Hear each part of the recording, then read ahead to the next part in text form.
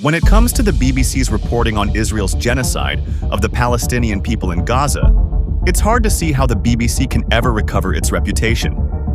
Throughout the genocide, Israelis have continuously been humanized, with ample reporting on their names and life stories, while Palestinians are routinely dehumanized, limited to figures and statistics.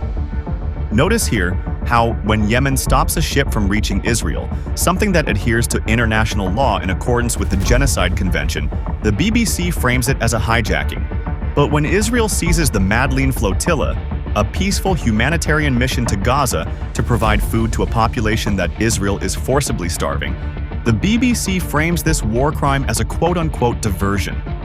The double standards couldn't be more obvious. In a report by Declassified UK earlier this year, it was revealed that the BBC has never reported that the British military has been training IOF personnel in the UK during the genocide.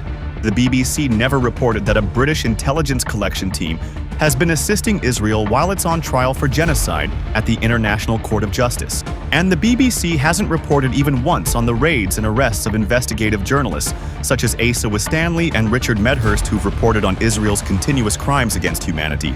For the BBC to suggest it's impartial is laughable. It's such an obviously false statement that it's insulting. And what do you expect? Rafi Berg, the online Middle East editor for BBC News, is a Mossad collaborator. This is completely public knowledge, yet he's still able to climb to the top of the BBC. Would the BBC be considered impartial if someone with ties to the leadership of Hamas was responsible for reporting on Middle East news?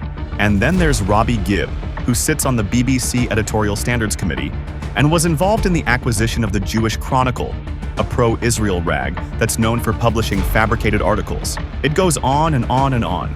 The BBC's reputation is beyond repair. They could have reported with impartiality during this genocide, but instead chose to be a mouthpiece for Israel, a state with a pathological obsession for lying.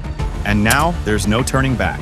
The whole world sees Israel's crimes against humanity, and no amount of BBC propaganda can change it. The world stands with Palestine and will continue to fight and resist until eventual liberation.